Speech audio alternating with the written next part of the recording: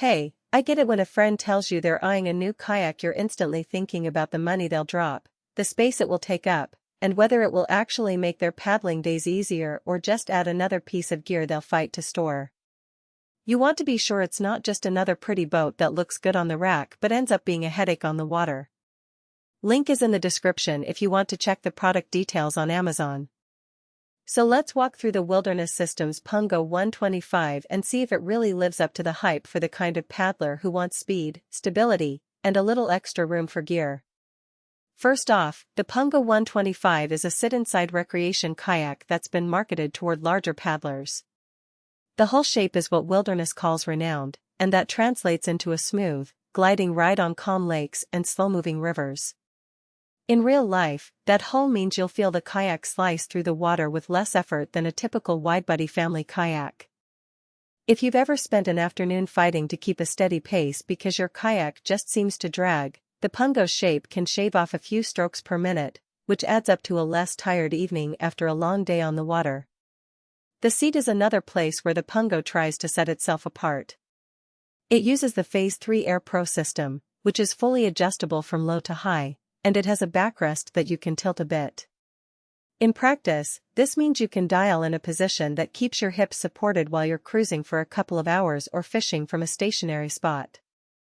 I've seen paddlers with lower back issues who usually need a custom seat, and they've reported that the ability to move the seat forward or backward lets them find a sweet spot without a chiropractor appointment. The downside is that the cushion is a bit thicker than on a minimalist touring kayak, so it adds a few pounds to the overall weight.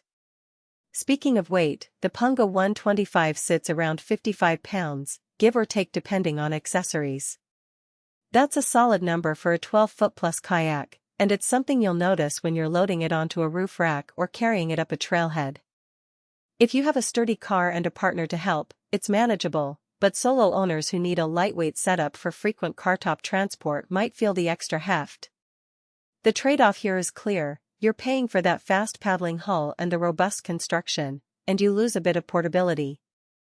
Footrests on the Pungo are fully adjustable, which is a real benefit when you have a family of mixed sizes or you're still growing into your paddle.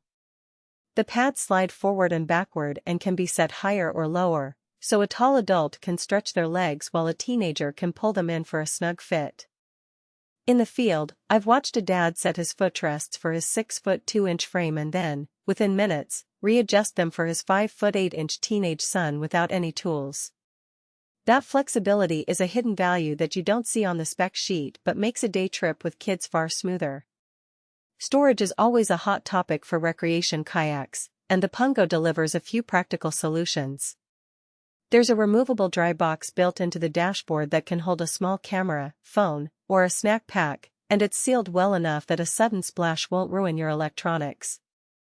Below that, the rear orbit hatch with a sealed bulkhead offers space for a dry bag, a change of clothes, or even a small cooler. The hatch opens wide enough to stuff a 10-liter pack without having to wrestle with it.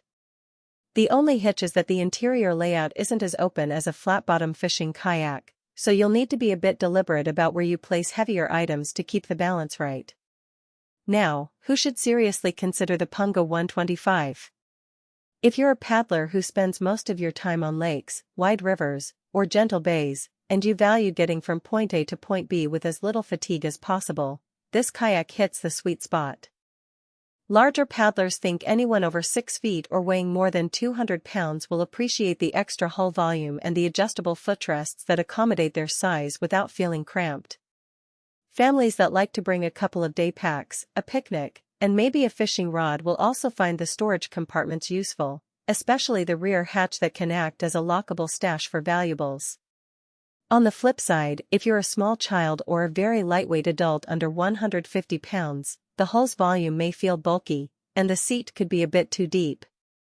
For those who crave the nimbleness required for whitewater runs or tight marina maneuvering, the Pungo's speed-oriented shape can feel a little sluggish when you need quick turns. And if your budget is tight, the price point sits above.